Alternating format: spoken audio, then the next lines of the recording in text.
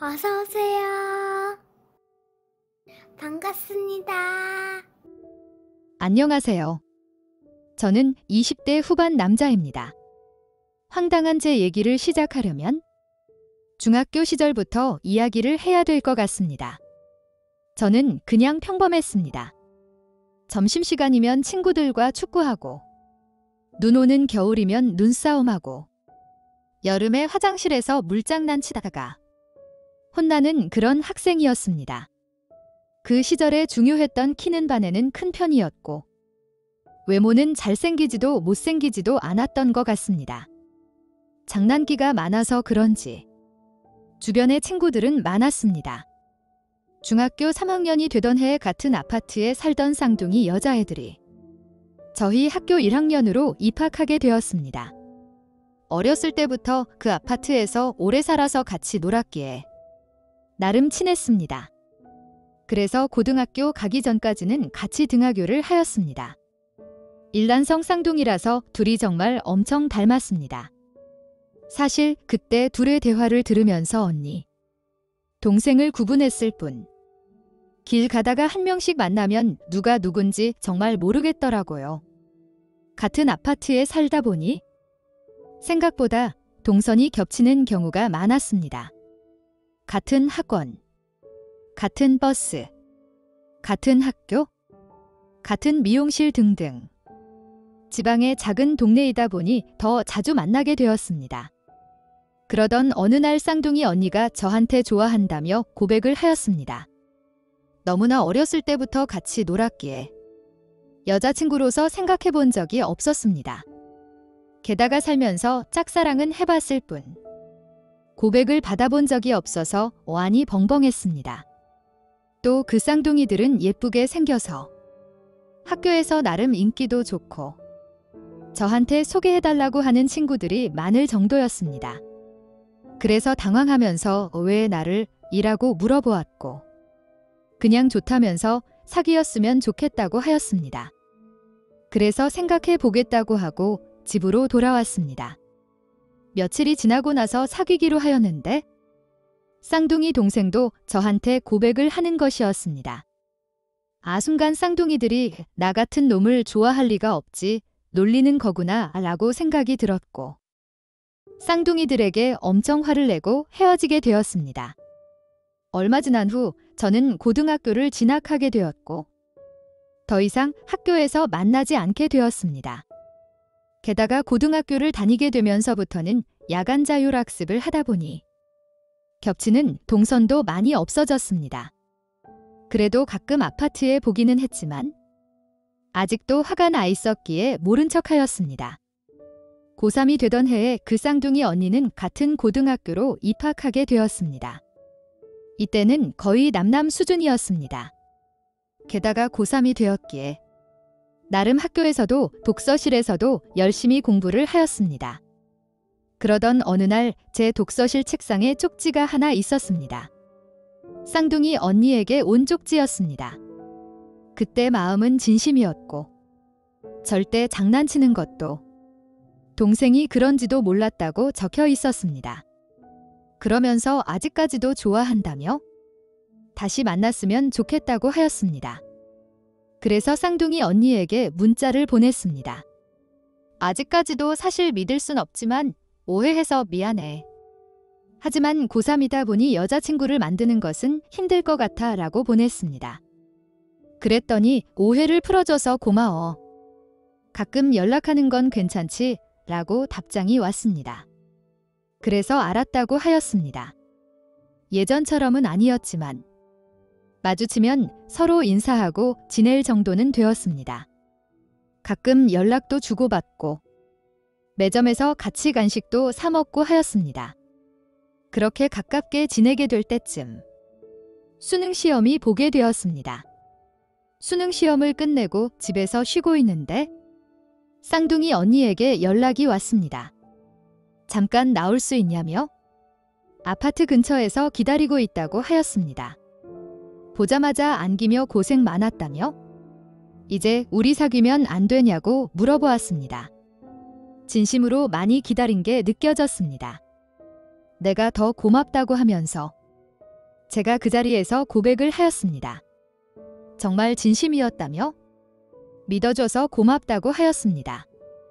그런데 너도 곧 고3이 되는데 공부에 방해되지 않냐고 물었더니 자기는 졸업과 동시에 미용 및 메이크업 쪽으로 갈 거라고 하였습니다. 그래서 조만간 그거 관련해서 학원도 다닐 거라고 하였습니다. 그날 동네를 걸으면서 정말 수많은 이야기를 나눴습니다. 집에 들어와 이야기했던 것들은 곰곰이 생각해보니 정말 마음이 고생이 심했을 것 같았습니다. 앞으로 누구보다 잘해줘야겠다는 생각이 들었습니다. 다음날 학교에 가니 쌍둥이 언니와 사귄다는 소문이 쫙 나 있었습니다. 쌍둥이 언니가 예뻤고 학교에서 나름 인기도 좋았기에 저한테 정말 사실이냐고 묻는 친구들이 많았습니다. 참고로 저희 동네가 고등학교 입학이 평준화 지역이라서 쌍둥이 동생은 다른 고등학교로 진학을 하였습니다. 그래서 쌍둥이 동생은 제가 대학 가고 한참 뒤에나 여자친구와 같이 보았습니다. 대학을 서울로 오게 되면서 당분간 떨어져 지냈지만 여자친구도 졸업하고 서울에 있는 샵으로 취직하면서 또 같이 지내게 되었습니다. 그것도 잠시 제가 군대를 가게 되었고 또 떨어져 2년을 보냈습니다. 그래도 큰 위기 없이 잘 연애하면서 지냈습니다. 그렇게 여자친구는 대학 4년, 군대 2년, 취업재수 1년을 기다려 주었습니다.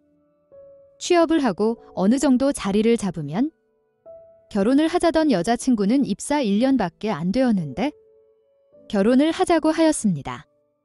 신입사원 1년이 모아봤자 결혼하기엔 정말 얼마 안 되는 돈이었는데 여자친구가 자기가 많이 모아놨다며 그 돈으로 시작하면 된다고 하였습니다. 정말 천사 같은 여자를 처음부터 못 알아본 게 너무 미안했습니다.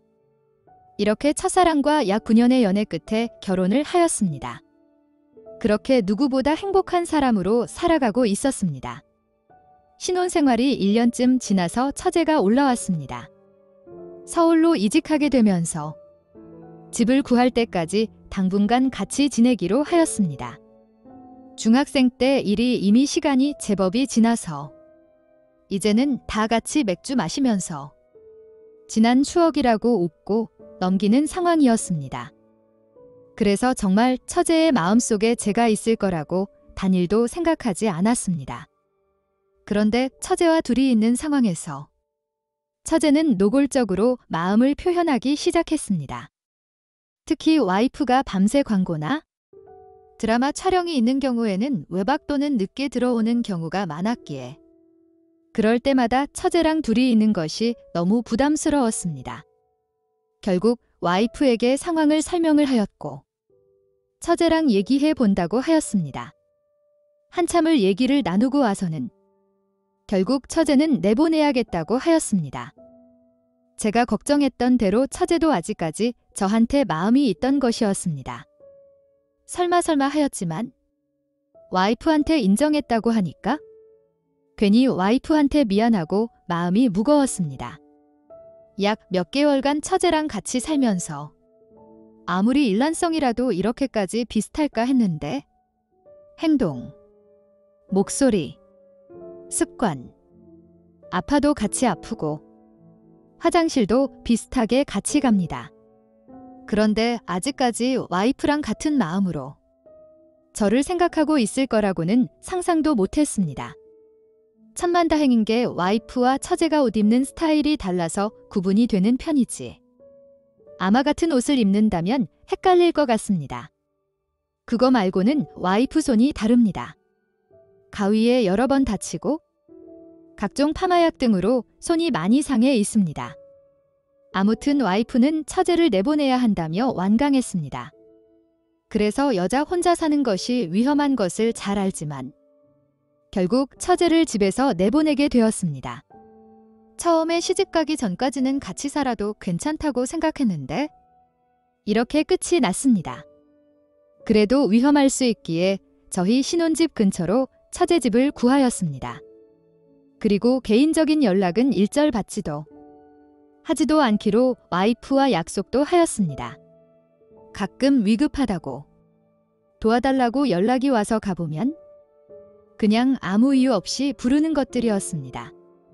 그 후로는 처제에게 어떤 연락이 와도 와이프에게 전달하였습니다. 그렇게 어느 정도 거리를 두며 지낸 지 몇 달이 지난 후부터 무언가 이상한 것을 느끼기 시작했습니다. 특히 와이프 옷이 없어지거나 화장품 및 향수 이런 것들이 사용하는 거 대비 많이 줄은 것 같다고 하였습니다. 뭐 썼으니 줄고 빨래 정리하면서 어딘가에 같이 잘못 들어갔겠거니 하였습니다. 하지만 대형 사고가 터지고 말았습니다. 그것은 제가 회식을 마치고 술에 취해서 집에 들어온 날이었습니다. 그날도 와이프가 늦게 오거나 다음 날에 온다고 한 날이었습니다. 집에 들어와서 설거지 및 정리를 끝내고 잠을 잤습니다. 잠든 지 얼마 안 되었을 때 와이프가 깨우는 것이었습니다. 자기 일찍 집에 왔다고. 불금인데 같이 맥주 한잔하자며 치킨을 사왔다는 것이었습니다. 그래서 영화 보면서 치맥을 하였습니다. 그리고 새벽에 되어서 같이 잠을 잤습니다. 아침까지 자고 있는데 갑자기 와이프가 서서 비명을 지르는 것이었습니다. 아침부터 무슨 일이야 하고 벌떡 일어났더니 옆에도 와이프가 누워있고 앞에도 와이프가 서 있는 것이었습니다. 옆에 누워있던 와이프도 일어나더니 당황해하는 것이었습니다. 서로 자기가 와이프라고 하며 상대방 보고 왜 여기 있냐고 그러는 것이었습니다. 결국 손과 저랑 연애하면서 다친 다리에 흉터를 보고 나서야 와이프를 찾았습니다. 서서 비명을 지른 것이 와이프였습니다. 처제가 와이프 옷을 입고 와이프 향수를 부리며 와이프인 척을 한 것이었습니다. 어제 있었던 일을 얘기해 주었고 와이프는 너무 놀라서 장모님한테 전화해서 모든 것을 이야기하였습니다. 가장 큰 문제는 어젯밤에 와이프인 척한 처제와 여러 번의 잠자리를 가졌다는 것이었습니다. 와이프에게 모든 사실을 말을 하였고 차마 저한테 뭐라고 하지 못했지만 많이 속상해하였습니다. 정말 미안하다고. 처제일 거라고는 상상도 못했다고 계속 사과를 하였습니다. 그날 오후가 돼서 장모님께서 저희 집으로 오셨습니다. 저와 와이프에게 정말 미안하다며 연실 사과를 하셨습니다. 와이프는 울고불고 앞으로 어떻게 할 거냐고 장모님에게 따졌습니다. 장모님께서 처제 데리고 내려가겠다고 앞으로 저희 집 근처도 못 가게 하실 거라고 하셨습니다. 그렇게 며칠 뒤 처제는 퇴사와 자취방을 정리하고 장모님과 함께 내려갔습니다. 그러면서 평소에 좀 이상하다고 느꼈던 날들은 와이프랑 이야기해보았더니 와이프가 모르는 것들이 많았습니다. 제 회사 앞에 찾아와 같이 밥을 먹는 것도 있었고 출장 가는데 심심하다며 같이 따라간 적도 있었고 많은 일들이 있었습니다. 처제와 관련된 일을 잊고 더 이상 꺼내지 않기로 하였습니다. 그런데 한 달 뒤쯤 와이프가 장모님 전화를 받았는데 처제가 임신을 하였다고 어떻게 하냐고 연락이 온 것이었습니다. 와이프는 펄썩 주저앉아 울면서 지우던지 처제 혼자서 키우던지 입양을 보내던지 알아서 하라고 소리를 질렸습니다. 그러면서 조카로도 저의 자식으로도 인정할 수 없다고 하며 전화를 끊었습니다. 와이프는 저한테 너무 미안하다고 하며 제 뜻에 따르겠다고 하는데 저는 어떻게 해야 할까요? 오늘의 사연은 여기까지입니다. 구독과 좋아요, 알림 설정 부탁드립니다. 긴 글을 읽어주셔서 감사합니다. 구독과 좋아요 꾹꾹 눌러주세요. 꾹꾹. 알림 설정도 꾹꾹 눌러주세요.